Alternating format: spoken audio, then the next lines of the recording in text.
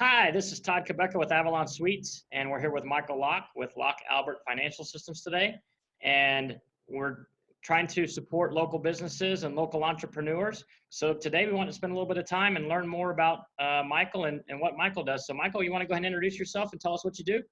Sure. My name is Michael Locke. I'm with Locke Albert Financial Partners. We do everything from taxes to IRS negotiations, life and health insurance, a little bit of everything. If it deals with your personal finances, we can handle that. Been doing it for about 30 years.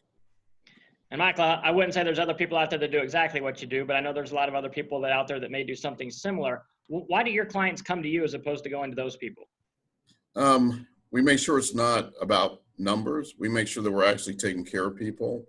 So tell me a little bit about kind of why it is that you do what you do, or how you go about doing something. I mean, what's your passion for what you do? You know, I've been doing this for about 30 years. I started out in the insurance business. I had my stockbroker's license. Really didn't know why I got into it because I was supposed to be a lawyer according to the family. And then when I paid my first death claim of a young person during the 80s, when the AIDS scare was just killing people left and right, it really affected me. It's like, okay, this really is something that makes a difference in somebody's life. There's one particular story where it was a young lawyer, went to meet with him and his wife. They had a great house in a very affluent part of town. The wife didn't work, and she's the one that called and set the appointment. He came in, and he really didn't like me being there because he didn't like being told what to do. He came in and said, Michael, I don't believe in life insurance. And I said, well, there are no churches of the insurance people. It's a financial vehicle. He said, well, I've got 10 grand. That's enough for me. I said, you're right. Now we need to buy some for your family. I said, if you were my spouse and left me with this big old house, 2 Beamers, 3 kids under the age of 12, and you left me 10 grand, I would just throw your butt in Buffalo Bayou and party on the 10 grand because I couldn't do anything with it anyway. And so he ended up buying $1 million policy because his wife pushed him to it. Unfortunately, the guy died in a car accident maybe 30 days after the fact, maybe 45 days. And the wife was really grateful because I just can't imagine, you know, you have the physical loss, now you have the financial loss where you just have to kind of make do with the family. And so when those things happen, now this becomes real. Before, you know, it's just a matter of doing applications and processing stuff. But when you have to deal with real life situations, it changes you. As I get older, you see more and more of that. You see it in your own family, you know, people that pass away without insurance, people that don't have health insurance. One of the things I think was a blessing was the passing of the ACA.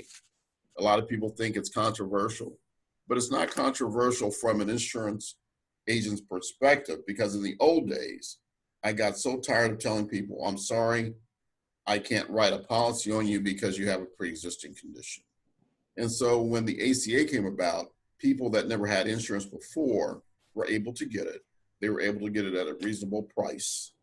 And so it's a good thing, regardless of politics. It's a good thing to see people go to the doctor and not get bankrupt because of it.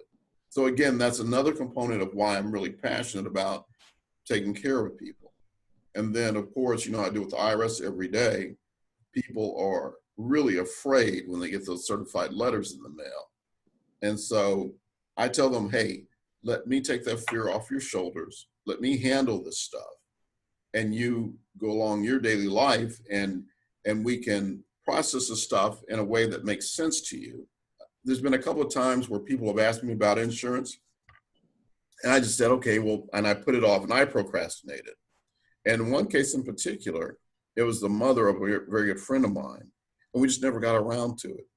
And she passed away. And I still feel crappy to this day because that's something that could have been taken care of. They had scrounged around to get money to bury her. And, you know, I vow never to have that happen again. It's personal for you. You care about helping people and want to It make is sure that they're taken care of. You're not trying to sell them something. You're trying to help them. You always hear about different industries becoming a trusted advisor for their clients. And I don't think there's a better descriptor of the people that I see come through that are your clients and how they describe you as just somebody they trust to help them out and do what's right for them. And I treat them like family. And I'm really, for a lot of people, I'm really blunt. If it's a stupid plan, I let them know, hey, this is not going to work to your benefit. You know, there's a million of me around, but my reputation is all I got. And so I'm going to be honest with you, good or bad, but this is how this story is going to play out. What have you seen or what have you had to change since this COVID-19 has come out? You know, I'm doing more stuff over the web. You know, I'm telling people to just email your documents to me, you know, fax them over to me.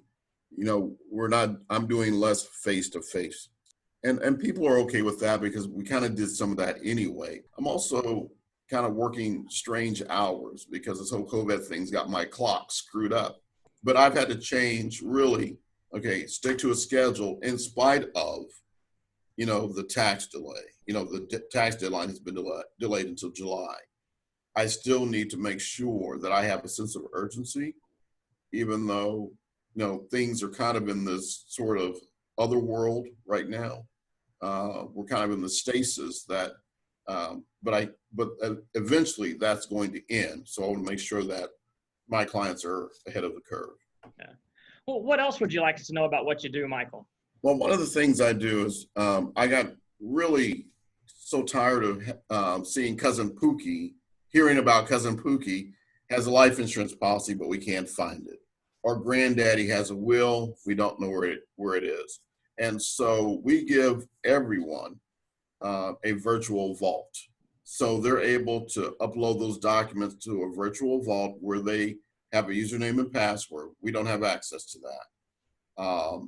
They can upload family photographs, everything. And then they give that username and password to someone that they're comfortable with and that they trust. And God forbid if they need a document, they can go right online wherever they are and download those documents and print them out. Well, listen, I don't want to take a lot of your time. I appreciate you joining us today. Michael, why don't you tell everybody how to get in touch with you? Should they have any of the needs we discussed today or know somebody that has those needs? How should they reach out to you? Sure. I'm at 9801 Westheimer, Suite 300. If anyone needs office space or virtual office space, they should come and talk to you because it's a fantastic spot. This is one of the best moves I've made. You can go to our website, lockealbert.com. And in fact, the new rules for the COVID stimulus package is on the front page of the website. So if people have questions about that, they can go right to our website.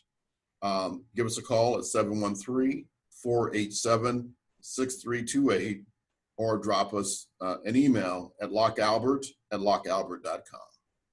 All right. Sounds great. If any of y'all need any of those services, please reach out to Michael. He's fantastic, cares about his customers. He'll do a great job protecting you and your family. Michael, thank you for your time. Thank you.